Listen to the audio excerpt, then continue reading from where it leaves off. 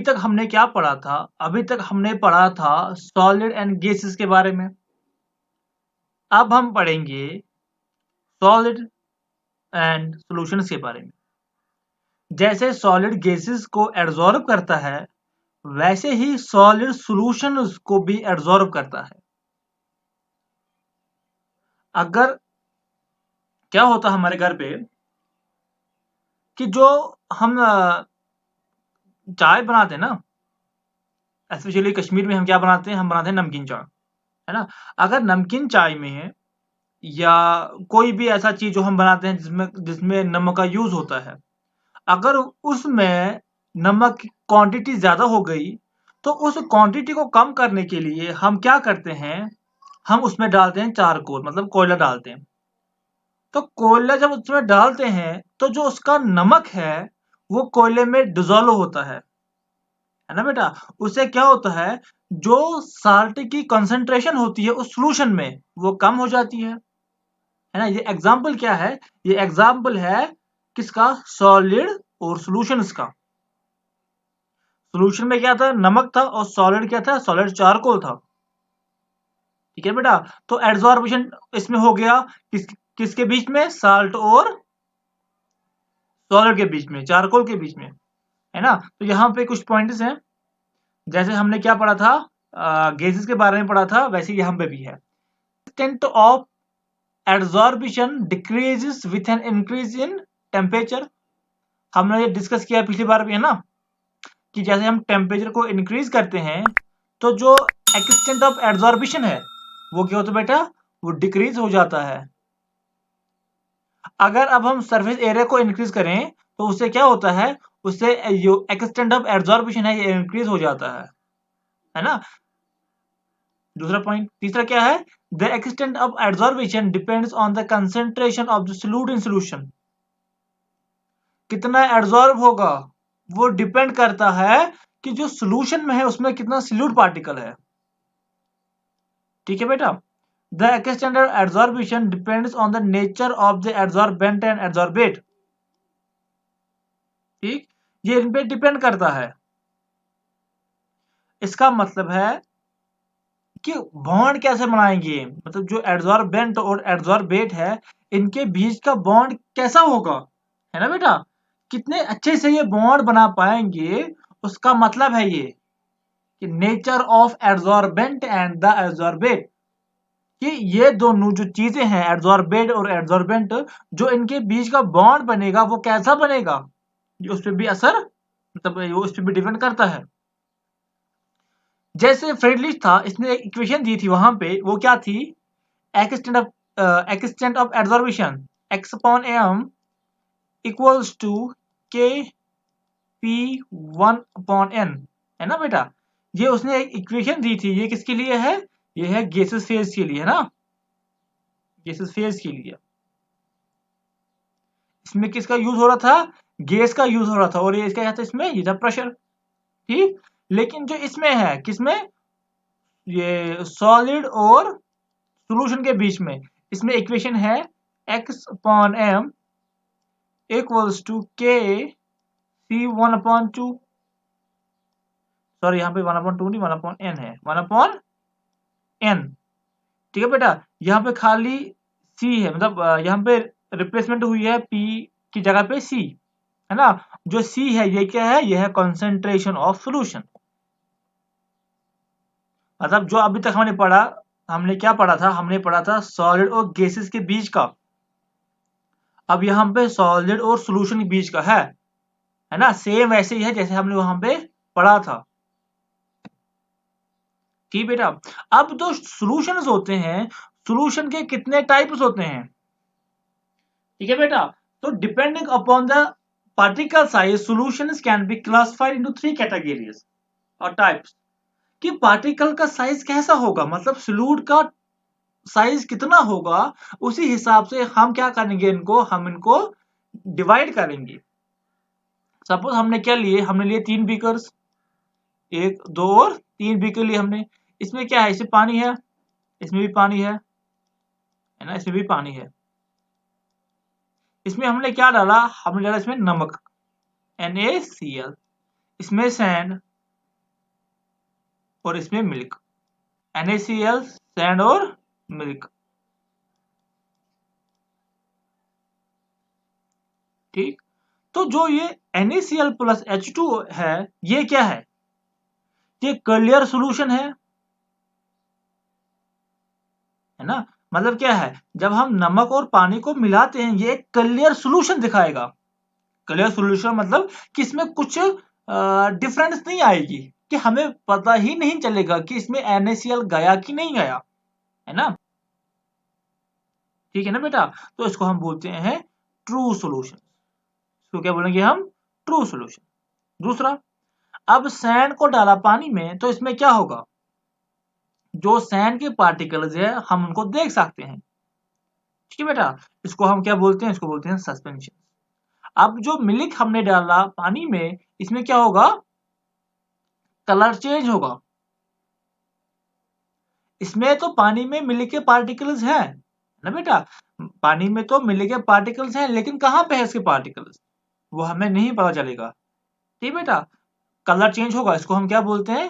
तो बोलते हैं कोलाइडल सोल्यूशन। अब आते हैं इनके साइज पे।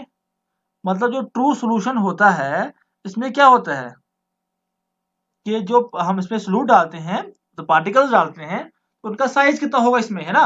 अब इसमें साइज कितना होगा? ट्रू सोल्यूशन क्या, ट्रू सोल्यूशन का साइज कितना होगा, और सस्पेंशन का साइज कितना होगा, या सोल्यूशन का साइज कितना होगा? अगर 1 नैनोमीटर होगा इसका, इसके पार्टिकल्स का साइज, तो हम क्या बोलेंगे? ये क्या है बेटा? ये है ट्रू सोल्यूशन। अगर 100 नैनोमीटर टू 1 नैनोमीटर हुआ तो हम बोलेंगे ये है कोलाइडल सोल्यूशन। अगर ग्रेटर देन 100 नैनोमीटर है तो हम क्या बोलेंगे? ये क्या बेटा? ये है सस्पेंशन। अब यहाँ पे बोलते हैं 1 नैनोमीटर और लेस देन 1 नैनोमीटर। ठीक है बेटा? इसे हम क्या पता कर सकते हैं? ठीक, यहाँ पे क्या, यहाँ पे है क्लासिफिकेशन ऑफ लिक्विड सॉल्यूशंस। यही कि सस्पेंशन, कोलाइड और ट्रू सॉल्यूशन के दरमियान हम देखेंगे कि कितने डिफरेंसेस हैं, है ना? पहला पॉइंट इसमें पार्टिकल साइज। जो सस्पेंशन होता है, इसका जो पार्टिकल का साइज होता है वो होता है ग्रेटर देन 100 नैनोमीटर। कोलाइड का 1 nanometre to 100 nanometre, and true solution का लेस देन 1 नैनोमीटर। ये करेक्ट है। ठीक है, अब है विजिबिलिटी। मतलब जब ये सॉल्यूशंस बनते हैं तो क्या इसके पार्टिकल्स विजिबल हैं? सस्पेंशन इसके हैं। अभी हमने क्या देखा? सैंड प्लस वाटर, उसमें सैंड के पार्टिकल्स विजिबल थे, तो हम क्या बोलेंगे कि विजिबल विद नेकेड आई। अब है कोलाइड, मतलब मिल्क, दूध, है ना? दूध और पानी। तो हाँ, ये विजिबल है, लेकिन कहाँ पे? अल्ट्रा माइक्रोस्कोप के जब हम इसको रखेंगे वहां पे, तब ये विजिबल है। ठीक बेटा? अब है ट्रू सॉल्यूशन। ट्रू सॉल्यूशन हम इसको नहीं देख सकते इसके पार्टिकल्स कहां पे है। ठीक है बेटा? अब है separation with filter paper. Suppose हमने क्या रखा? हमने रखा एक बीकर रखा। सपोज आप ऐसा समझो कि हमने एक यहाँ पे ऐसे एक बीकर रखा, उसके ऊपर क्या रखा हमने? एक पेपर रखा, बोलते हैं फिल्टर पेपर, है ना बेटा? उसके हमारे यहाँ पे और एक बीकर है, इसमें क्या है? हम इसमें रखेंगे हम सस्पेंशन।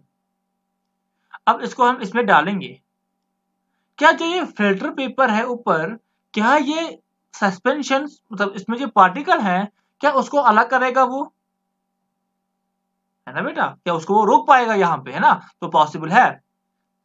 फिर से एग्जांपल, सैंड प्लस वाटर, तो ये सैंड को रोक सकता है ना?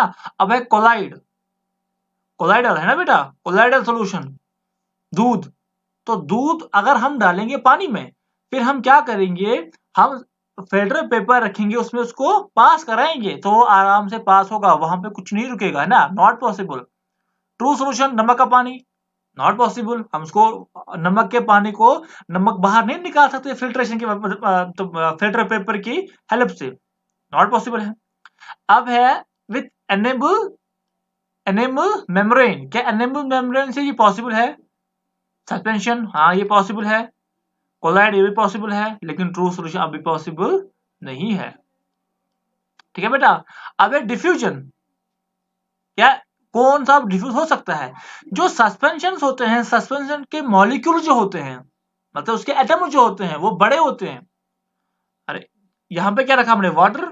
उसमें क्या रखा हमने? सैंड के पार्टिकल्स। सैंड के पार्टिकल्स का साइज बहुत है, बहुत बड़ा है, तो इससे क्या बोलेंगे हम कि ये डिफ्यूज नहीं होते हैं, क्योंकि बहुत बड़े पार्टिकल है, ये कोलाइड होते हैं आपस में, है ना बेटा, तो इसकी वजह से वो डिफ्यूज नहीं हो पाते हैं।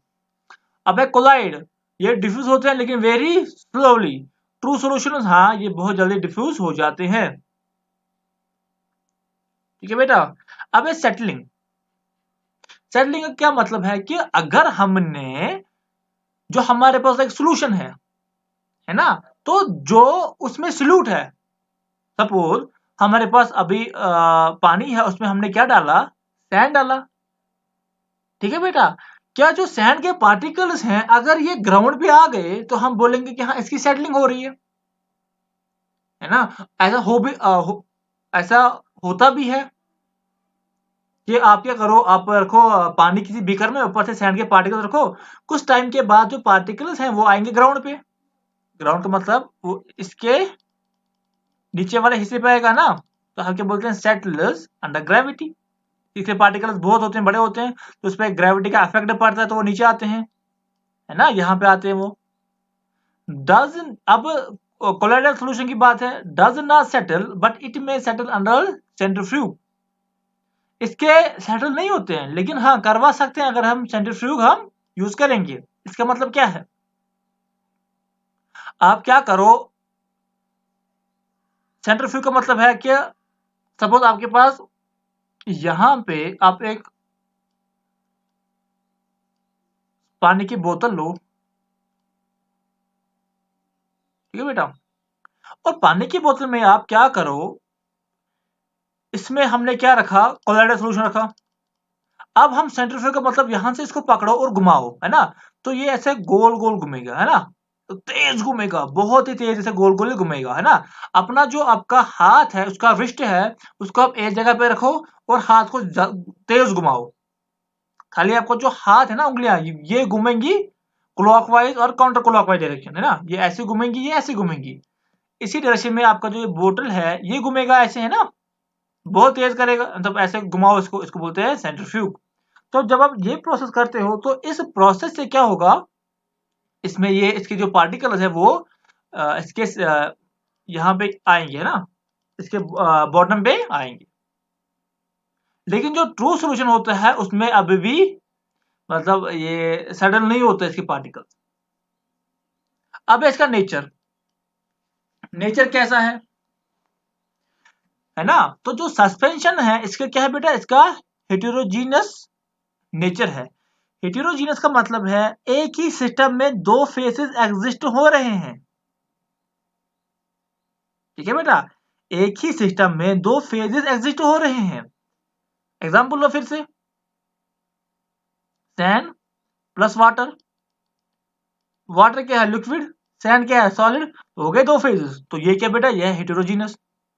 अब है यहाँ पे कोलाइडल सॉल्यूशन, ये भी क्या है बेटा? यहाँ पे ये भी है हेटेरोजीनस। लेकिन जो ये ट्रू सॉल्यूशन है, ये क्या बेटा? ये है होमोजीनस। ठीक है बेटा।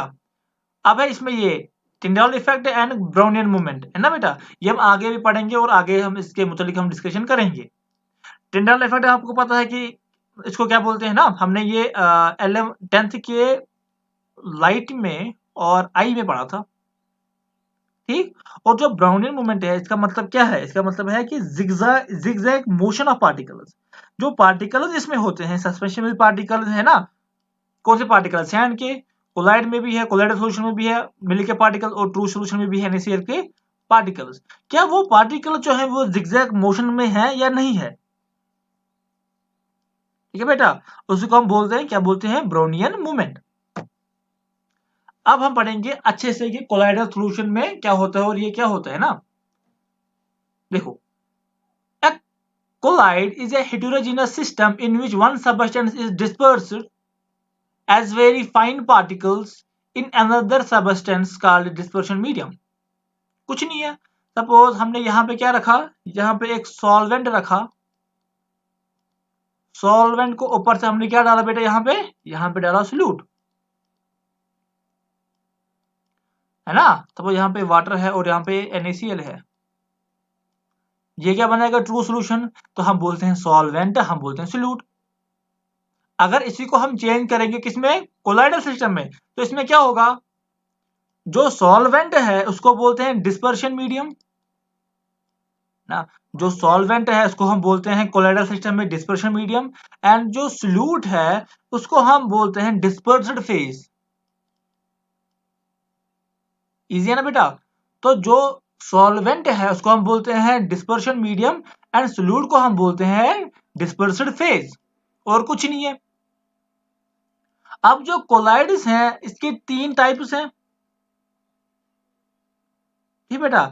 और मतलब 3 टाइप्स नहीं है, मतलब जो कोलाइड्स हैं उसको हम कैसे डिफरेंशिएट करते हैं, है ना। अरे बहुत सारे कोलाइड्स हैं, उनको हम कैसे डिफरेंशिएट करते हैं, जैसे सोप बबल है वो भी एक कोलाइड है ना बेटा, या फोम रबर है, या क्लाउड से फॉग है, स्प्रेज है ना, दूध है, चीज है, बटर है, वुड पॉलिश है, कोड है, ये सारे क्या है, ये सारे कोलाइड्स हैं, ठीक बेटा। लेकिन अब ये किस कैटेगरी में आएंगे, वो कैटेगरी हम कैसे फ्रेम करेंगे, वो कैटेगरी हम फ्रेम करेंगे इन 3 के मुतालिक, है ना। ये 3 मतलब जो चीजें हैं इसके हिसाब से हम कोलाइड्स को क्या करेंगे, डिफरेंशिएट करेंगे कि कौन सा कोलाइड किस सिस्टम से आ रहा है। पहला कौन सा है, physical state of dispersed phase and dispersed medium, मतलब इनके फेजेस। अगर डिस्पर्स्ड फेज है, ये सारा सपोज सॉलिड है, डिस्पर्शन मीडियम ये क्या है, लिक्विड है, तो यहां से कैसा कोलाइड बनेगा, मे बी ये गैस हो सकता है, ये सॉलिड हो सकता है, तो यहां से कौन सा कोलाइड बनेगा। तो इस हिसाब से हमने इसको डिवाइड किया, हो गए एक। अब है nature of interaction between dispersed phase and dispersion medium, ठीक है बेटा। अब इस हिसाब से भी होगा, है ना। अरे मतलब अट्रैक्शन है क्या, डिस्पर्शन फेज और डिस्पर्शन मतलब डिस्पर्स्ड फेज और डिस्पर्शन मीडियम में अट्रैक्शन है या नहीं अट्रैक्शन है ना।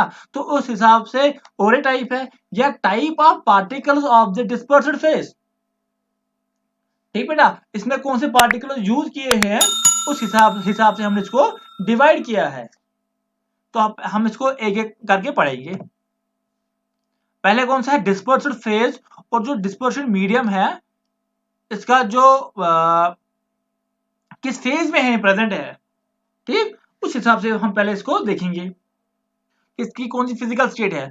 अगर डिस्पर्स्ड फेज गैस हुआ और डिस्पर्शन मीडियम लिक्विड हुआ, वहां से क्या बनता है, हम उसको बोलते हैं फोम, और हम बोलते हैं फ्रॉथ, है ना, जिसका एग्जांपल है सोप बबल, ठीक बेटा। ऐसे ही गैस और सॉलिड उसको बोलते हैं सॉलिड फोम, उसके ये एग्जांपल्स हैं।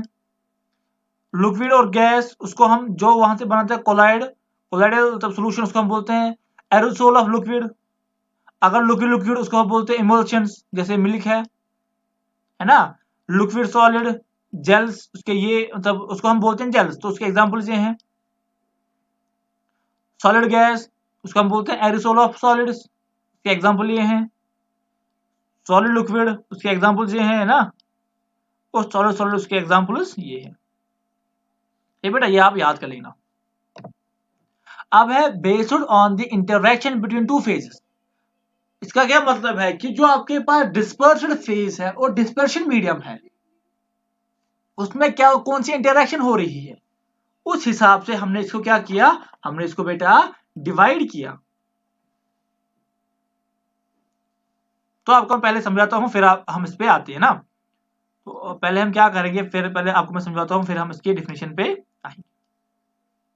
जब एक कोलाइड के मतलब कोलाइड के अंदर डिस्पर्शन फेज और डिस्पर्शन मीडियम दोनों के बीच में कोई ना कोई अट्रैक्शन फोर्स एग्जिस्ट कर रहा है, तो ऐसे कोलाइड्स को लायोफिलिक कोलाइड्स बोलते हैं। आया समझ बेटा।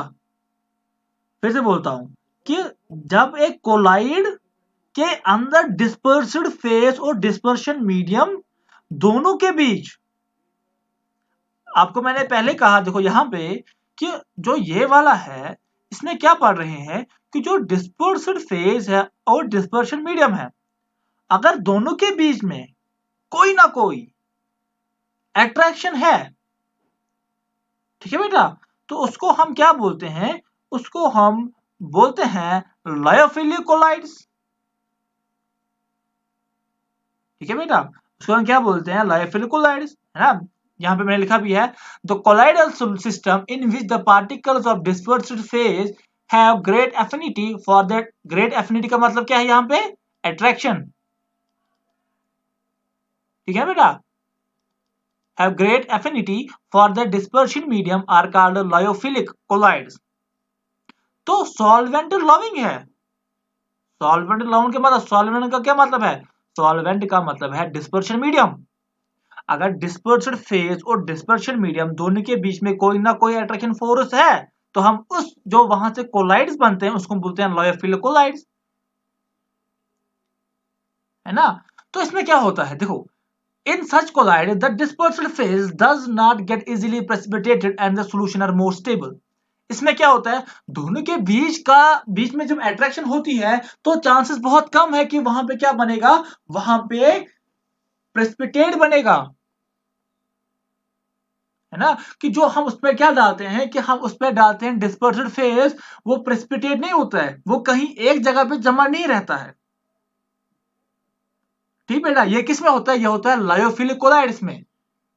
तो इजीली प्रेसिपिटेट क्यों नहीं बनता, क्योंकि वहां पे अट्रैक्शन फोर्स होती है बिटवीन किसमें, सॉल्वेंट और सोल्यूट में, between dispersed phase and dispersion medium में।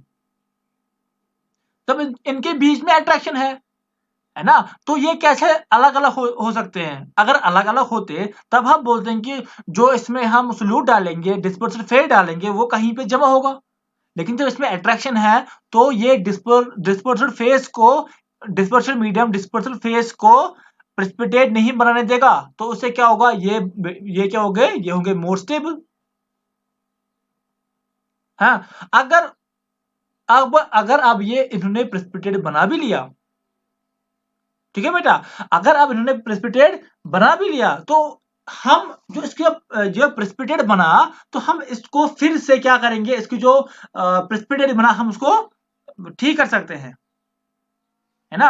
यहाँ पे क्या लिखा है, such colloidal systems even if precipitated may be converted to the colloidal system by simple agitating them with the dispersion medium. ठीक है बेटा, तो इसमें क्या करेंगे, सपोज अगर आपके पास एक लायोफिलिक कोलाइड्स है ना, लायोफिलिक का मतलब अट्रैक्शन, है ना बेटा, और वो प्रेसिपिटेट हो गए। पहली बात, वो प्रेसिपिटेट नहीं हो गए, अगर अब हो भी गए प्रेसिपिटेट, सपोज वाटर के अंदर हमने कोई सॉलिड डाला, है ना, और क्या हुआ, उसमें हो गई प्रेसिपिटेशन। ठीक है बेटा, और क्या हो गया, जब प्रेसिपिटेट होगा, जो वहां पे जब अब पार्टिकल्स बनेंगे वो कहां पे हो जाएंगे, वो हो जाएंगे सेटल डाउन, है ना। वो कहां हो जाएंगे, जब प्रेसिपिटेट बना तो प्रेसिपिटेट नीचे आएगा, साइज इंक्रीज, तो ग्रेविटी, तो वो क्या आएंगे, वो आएंगे बॉटम पे। ठीक है बेटा, तो हमें इसमें क्या करना है, कुछ ही नहीं करना है, फिर से हम इसमें क्या डालेंगे, और पानी डालेंगे, है ना। फिर से हम क्या करेंगे, थोड़ा सा पानी और डालेंगे, और उसको हम क्या करेंगे, मिक्स करेंगे, है ना। ठीक बेटा, और क्या करेंगे बेटा, उसको हम जब हमने इसको पानी डाला अंदर से, तो उसमें क्या किया, उसको फिर से घुमाया वहां से, है ना, मिलाया, एगिटेट किया यहां से ना, उसको मिलाया, तो वापस से क्या बना, वापस से हमें यहाँ पे एक कोलाइडल सॉल्यूशन बनेगा। ठीक, और जो प्रेसिपिटेशन थी वो खत्म। तो हम क्या बोलेंगे कि जो लायोफिलिक कोलाइड्स हैं वो रिवर्सिबल है। ठीक है बेटा, क्योंकि पहले प्रेसिपिटेट नहीं बनते, अगर बन भी गया प्रेसिपिटेट तो हम प्रेसिपिटेट को तबाह कर सकते हैं, तो हम इसको बोलेंगे कि ये क्या बेटा, यह है रिवर्सिबल, है ना। तो अगर हम क्या करेंगे, जो डिस्पर्शन मीडियम है, अगर हमने उसको क्या रखा, वाटर रखा, पानी रखा, तो अब जो लायोफिलिक कोलाइड्स बनेंगे हम उसको बोलते हैं हाइड्रोफिलिक कोलाइड्स, है ना। इसके एग्जांपल्स है जैसे गम है, जिलेटिन है, स्टार्च है, रबर है, प्रोटीन है, एटसेट्रा। ठीक है, इसके एग्जांपल्स हैं लायोफोबिक कोलाइड्स। ठीक है बेटा, तो जो लायोफोबिक कोलाइड्स है इसमें क्या होगा कि फिर से डिस्पर्शन मीडियम और डिस्पर्शन फेज दोनों के बीच में कोई अट्रैक्शन नहीं होगा। नो एफिनिटी का मतलब नो अट्रैक्शन। ठीक, सॉल्वेंट हीटिंग। तो ये जो कोलाइड है इसको हम बोलते हैं लायोफोबिक कोलाइड। ये आसानी से प्रेसिपिटेट होते हैं या कोगुलेट। ठीक बेटा, ये आसानी से प्रेसिपिटेट होंगे। प्रेसिपिटेट इजीली क्यों होंगे? क्योंकि वहां पे कोई अट्रैक्शन नहीं है। तो इनमें क्या है, इनमें जो इंटरेक्शन होगी, अरे इंटरेक्शन जो इसमें थी लायोफिलिक में वो क्या थी? अट्रैक्शन। अब जो इनमें इंटरेक्शन होगी वो क्या है बेटा? वो है रिपल्सिव टाइप, है ना। इससे पार्टिकल आपस में क्या होंगे? वो रिपेल होंगे। तो मतलब हम क्या बोलते हैं, इसलिए इसमें कोई अट्रैक्शन फोर्स नहीं है, और ये लेस स्टेबल भी है और ये इरिवर्सिबल भी है। अगर इसमें जो डिस्पर्शन मीडियम है वो वाटर है तो हम इसको क्या बोलते हैं? Hydrophobic colloids. और उसके एग्जांपल यहाँ पे लिखे हैं।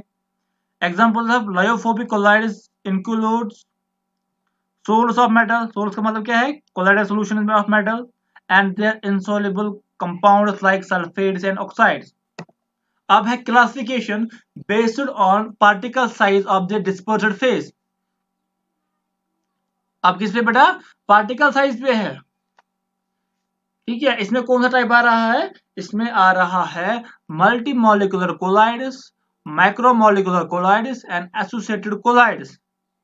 इसमें ये तीन आ रहे हैं। हम पहले ये वाला पढ़ेंगे। आपके पास एक सॉल्यूशन होगा, उस सॉल्यूशन में छोटे छोटे पार्टिकल्स होते हैं। अगर ये छोटे छोटे साइज के पार्टिकल्स आपस में जुड़ना स्टार्ट करेंगे और जुड़कर एक ऐसा पार्टिकल बनाएंगे जो कोलाइडल रेंज में लाई करेगा। इस तरह जो बनने वाला है, जो बनेगा कोलाइड, उसको हम बोलते हैं मल्टी मॉलिक्यूलर कोलाइड्स, है ना। सपोज यहाँ पे क्या है, यहाँ पे एक हमने एक कोलाइड बनाया है ना, सिंपली। हम यहाँ क्या करेंगे, सपोज यहाँ पे एक सॉल्यूशन है, ठीक बेटा। तो यहाँ पे क्या है, यहाँ पे पार्टिकल्स होंगे। भी पार्टिकल्स का रेंज बहुत कम होगा, ठीक बेटा। तो यहाँ पे छोटे पार्टिकल्स हैं, अगर ये छोटे पार्टिकल्स आपस में मिलेंगे, ठीक बेटा, अगर ये जो पार्टिकल्स यहाँ पे अगर ये आपस में मिल जाएंगे, ठीक, तो अगर फिर इनका साइज आपस में मिलेंगे, फिर उनका साइज कोलाइडल जो सिस्टम होता है उसमें लाई करेगा, तो हम क्या बोलेंगे? उसको बोलते हैं मल्टी मॉलिक्यूलर कोलाइड्स, है ना। अगर 1 नैनोमीटर टू 100 नैनोमीटर, मतलब इनके बीच में अगर इसका साइज फिर लाई करेगा, हम क्या बोलते हैं? इसको बोलते हैं मल्टी मॉलिक्यूलर कोलाइड्स। ठीक है, ठीक है बेटा। तो यहाँ पे लिखा है the colloids in which a large number of small atoms और molecules aggregate to form colloidal sized particles are called multimolecular colloids। जिसमें कौन सा है? गोल्ड का कोलाइडल सॉल्यूशन या सल्फर का। तो जो इसमें सल्फर है वो एसिड मॉलिक्यूल होता है। अब है माइक्रोमोलिकुलर कोलाइड्स, ठीक है बेटा। अब क्या इसमें? मल्टी मोलिकुलर कोलाइड्स है। अब इसमें अगर आपके पास, फिर से मैं एग्जांपल के साथ आपको समझाऊंगा पहले, ठीक है ना। अगर आपके पास किसी कोलाइडल सॉल्यूशन के अंदर पहले से ही इतने बड़े बड़े मॉलिक्यूल्स हैं जो इजीली कोलाइडल रेंज में एंटर हो सकते हैं, तो इस तरह के कोलाइड को हम माइक्रो मॉलिक्यूलर कोलाइड्स बोलते हैं, है ना। फिर से लाओ सॉल्यूशंस को। अब इसमें पार्टिकल्स हैं, है ना। ये पार्टिकल्स क्या हैं? ये इतने बड़े हैं कि ये इसमें पहले से ही लाई कर रहे हैं, इनको जुड़ने की आपस में जरूरत नहीं है, पहले से इसमें ये लाई कर रहे हैं इस रेंज में, तो हम क्या उसको बोलेंगे? Micro molecular colloids. ठीक है बेटा, क्या बोलते हैं इसको हम? Micro molecular colloids. जैसे नेचुरल और सिंथेटिक, दो चीजें होती हैं, नेचुरल और सिंथेटिक। नेचुरल में क्या आता है, स्टार्च, सेल्यूलोज, प्रोटीन्स, एंजाइम्स, है ना। वो सिंथेटिक में आता है नाइलॉन, पॉलिस्टीरीन, सिंथेटिक रबर, है ना। ऐसे इसमें एग्जांपल्स हैं। अब है एसोसिएटेड कोलाइड्स, है ना। क्या बेटा, एसोसिएटेड कोलाइड्स। पहले हम थोड़ा बहुत जो इसके एग्जांपल्स है इसको डिस्कस करते हैं। जैसे स्टार्च है या प्रोटीन्स है, एंजाइम्स है बेटा, इसमें क्या होता है, जब इनको हम वाटर में डालते हैं, वाटर का मतलब क्या है, सुटेबल सॉल्वेंट, है ना। क्या करते हैं इसको, सुटेबल सॉल्वेंट, सपोज वाटर है उसमें डालते हैं, तो इनका साइज इंक्रीज होता है ना।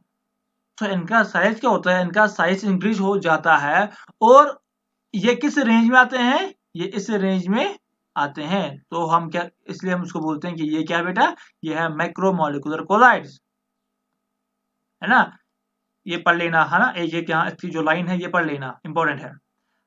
ठीक बेटा, अब कौन सा है, अब है एसोसिएटेड कोलाइड्स।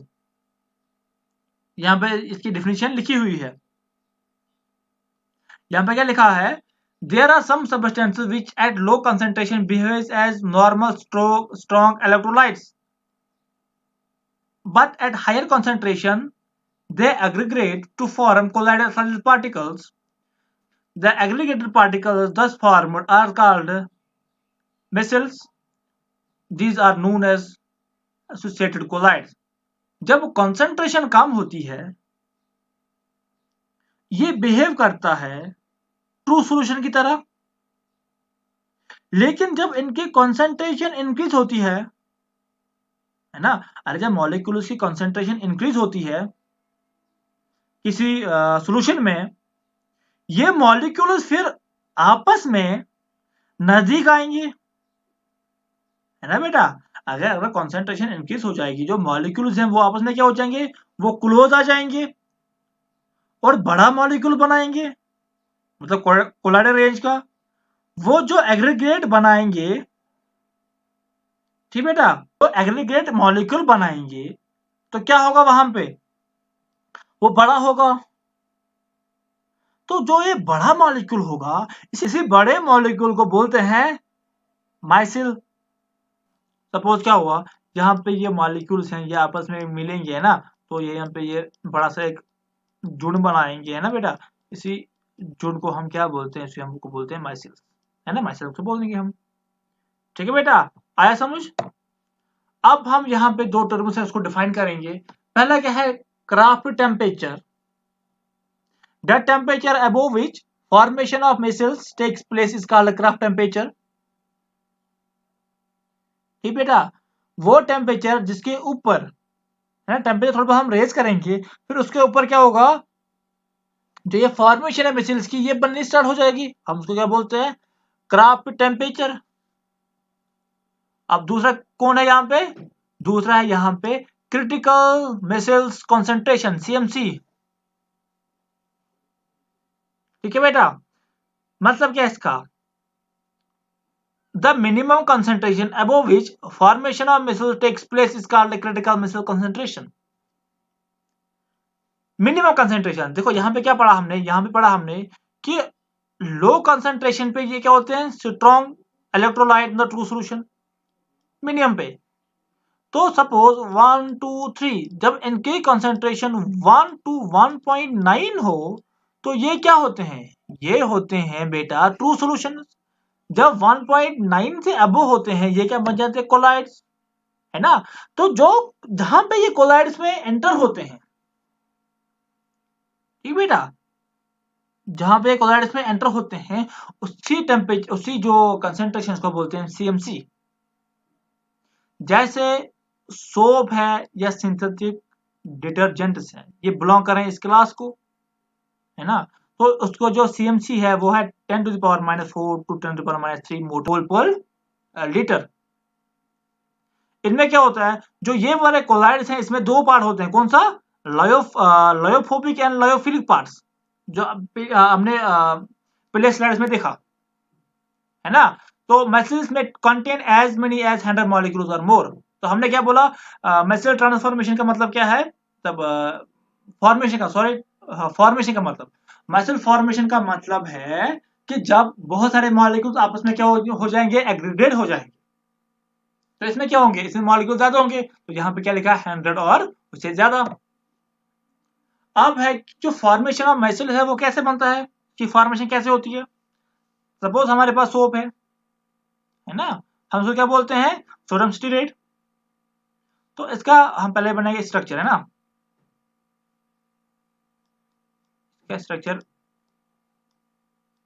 ऐसा होता है, ठीक है बेटा। तो ये वाला पोर्शन जो है, ये क्या है बेटा, ये है नॉन पोलर, और ये वाला क्या है, ये है पोलर, है ना। तो देखो, जो ये नॉन पोलर है इसको हम क्या बोलते हैं, लायोफोबिक, लायोफोबिक एंड, और जो ये वाला है इसको हम बोलते हैं लायोफिलिक एंड, लायोफिलिक एंड, ठीक है बेटा। देखो अब हमने क्या किया, अब हमने इसको डाला पानी में, डाला पानी में, यहाँ पे क्या बनेगा इसका, यहाँ पे चार डिस्ट्रीब्यूशन हो जाएगी, है ना। तो क्या होगा यहाँ पे, ये एक पोलर सॉल्वेंट है ना। तो आपको पता होगा कि लाइक डिजोल्व लाइक, है ना। अगर ये पोलर सॉल्वेंट है तो इनके बीच में अट्रैक्शन होगा, तो इस पार्ट और इस पार्ट के बीच में अट्रैक्शन होगा, ठीक है बेटा, इन दोनों के बीच में अट्रैक्शन होगा, ठीक। ये एक है, इसी तरह बहुत सारे मॉलिक्यूल्स होंगे, सपोज हमने कहा था 100 मॉलिक्यूल्स होंगे, तो अगर यहाँ पे वाटर है, ठीक बेटा, अगर ये वाटर है तो यहाँ पे क्या होगा, इसका सर आएगा, मतलब ये ऐसे होगा और ऐसे इसका सर आएगा, है ना। इस तरह ये वाला पोर्शन, इस तरह ये वाला पोर्शन, इस तरह ये वाला पोर्शन, है ना, ऐसे आएंगे ये। तो ये वाला पोर्शन है इसका, ये वाटर में क्या होगा, डिजोल्व, बाकी नहीं होंगे, है ना। जो लायोफोबिक एंड है वो नहीं होगा। तो जो यहाँ पे ये बना, इसको हम क्या बोलते हैं, इसको हम माइसिल बोलते हैं, ठीक है बेटा। अब है क्लींजिंग एक्शन ऑफ सोप्स। जो सोप है वो कपड़े को कैसे क्लियर करता है, उसमें जो उसे स्टेन्स होते हैं, डर्ट होती है, उसको वो कैसे क्लीन करता है, ठीक है बेटा। सपोज हमारे पास एक कपड़ा है ऐसे, है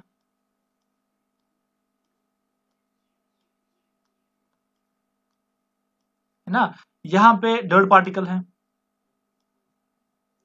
तो क्या होगा, हमने इसको डाला पानी में, यहाँ पे क्या होगा, यहाँ पे सपोज डर्ट पार्टिकल है, तो हमारे पास क्या है, एक ये मॉलिक्यूल है ना, C double bond O, O negative, ठीक है बेटा, ये मॉलिक्यूल है। तो जो ये वाला है ये पोलर है ना।